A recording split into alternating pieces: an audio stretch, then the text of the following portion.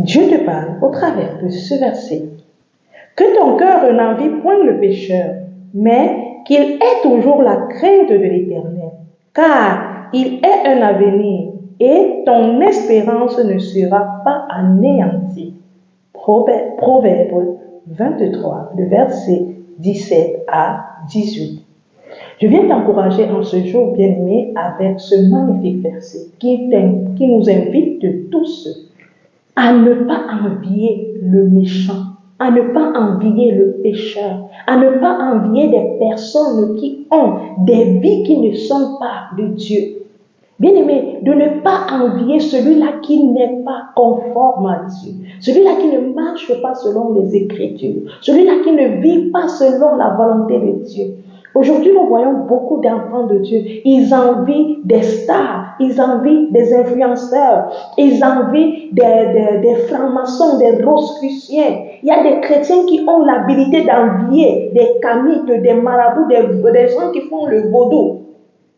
Alors que moi, en tant qu'enfant de Dieu, je ne dois pas envier, que mon cœur n'envie point ces hommes-là, que mon cœur n'envie point ces femmes-là, qui ne sont pas dignes aux yeux de Dieu, mais que mon cœur craint l'Éternel. La crainte de l'Éternel, c'est déjà l'amour de cet Éternel. Quand nous aimons Dieu, nous vivons conformément à lui. Et il devient notre modèle. Il devient celui-là que nous voulons ressembler. Nous ne voulons plus ressembler au monde. Nous ne voulons plus ressembler aux choses qui se passent dans ce monde. Mais nous voulons ressembler à Christ au travers de sa parole. Alors, bien aimé, j'aimerais te dire de ne pas envier le péché, toute forme de péché. Ce n'est pas parce que ton frère est à l'église, il ment, mais il continue à prêcher l'évangile, tu dois envier ce genre de comportement et tu te dis que moi aussi je vais appliquer. Ce n'est pas parce que les autres ne vivent pas la sanctification que toi aussi, tu dois dire je ne vis pas parce que eux ne vivent pas. Tu ne dois pas envier ce genre de comportement. Si les personnes autour de toi ne peuvent pas être un modèle, toi sois un modèle. Si autour de toi les autres ne veulent pas craindre l'Éternel, toi crains l'Éternel. Nous, notre but en tant qu'enfants de Dieu, ce n'est pas pour faire comme les autres, mais c'est pour faire comme Jésus-Christ. Ça veut dire que malgré que tout le reste ne veut pas être selon sa parole, moi, je dois m'efforcer à l'être tous les jours. Alors je ne veux pas me concentrer à envier le mal, à envier la fraude, à envier le péché, à envier tout ce qui n'est pas de Dieu. Je veux me concentrer à ressembler à Jésus et à marcher selon ses lois et selon ses principes. Bien-aimés, aucune chose dans ce monde ne nous donne la paix, ne nous donne un avenir meilleur. Dans le verset 18, il dit « Car il est un avenir ». La crainte de l'Éternel, c'est un avenir pour toi. C'est un avenir, pas simplement terrestre, aussi céleste. Alors qu'aucune écorce, aucun marabout, aucune tradition, aucune secte de ce monde est un avenir. Parce que quand tu te retrouves dans ces choses-là, il y a toujours la réclamation. L'ennemi ne va pas te laisser. Il réclamera toujours. Quand il voit même que tu veux même prospérer plus que lui, tu deviens une menace pour lui. Et il commence à te dire, mais notre avenir, même après la mort, se retrouve en Jésus-Christ. Il est notre avenir. Et en lui, notre espérance ne sera pas anéantie. Aucune chose de ce monde ne peut nous anéantir. Aucune chose de ce monde ne peut nous terrasser. Parce que nous avons mis notre avenir en Jésus-Christ. Ne mets pas ton avenir sur un homme. Ne mets pas ton avenir sur une écorce. Ne mets pas ton avenir sur une tradition, sur une coutume. Ne mets pas ton avenir dans des sectes. Ne mets pas ton avenir sur un influenceur, sur un coach de ce monde. Mets ton avenir en Jésus-Christ, car c'est lui qui est le maître de tout cet univers. C'est lui qui peut te protéger. C'est lui qui peut te remplir. C'est lui qui peut t'illuminer. C'est lui qui peut te fortifier. Mon frère, ma soeur, j'aimerais vraiment t'encourager de mettre ton avis, de mettre notre avenir en Jésus-Christ. et de laisser que Jésus soit celui-là qui va régner, Jésus soit celui-là qui va nous remplir, Jésus soit celui-là qui va nous éclairer. Le meilleur avenir que toi et moi on a se retrouve en Jésus-Christ.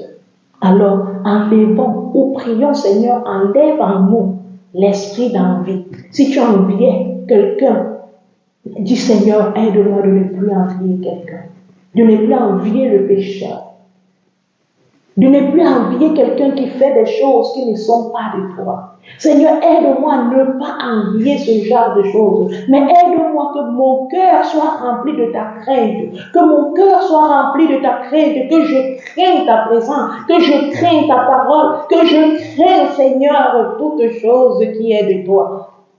Il y a une différence entre crainte et peur. Dieu ne veut pas qu'on ait peur de lui, non. Mais Dieu veut que nous ayons la crainte, nous voyons la précieuse chose qu'il est, la précieuse chose qu'il nous a présentée au travers de sa parole, tant pour moi. Alors Dieu est celui-là que nous devons vouloir et que nous devons aimer la paix qui vient de lui. Que le Seigneur te bénisse, mon frère, et qu'il développe en toi la crainte. Je veux que tu pries avec moi. Seigneur, nous venons au-devant de toi pour te dire merci. Merci Seigneur parce que tu ne cesses de nous parler au travers de ta parole. Tu ne cesses, Seigneur, oh Dieu, de nous interpeller, Seigneur, d'être des hommes et des femmes qui n'envions pas le pécheur. Le plus souvent, Seigneur, on est entré dans une vie, Seigneur, de rivalité, d'envie, où nous envions même les mauvaises choses qui ne sont pas dignes. Mais Seigneur, nous venons te demander pardon pour combien de fois nous avons eu cette attitude, nous avons eu ce comportement, nous avons eu cette façon de faire, où nous avons envié, Seigneur, ce qu'il ne fallait pas envier, où nous avons envié, Seigneur, ce qui ne fallait pas envier, Seigneur. Nous te demandons pardon.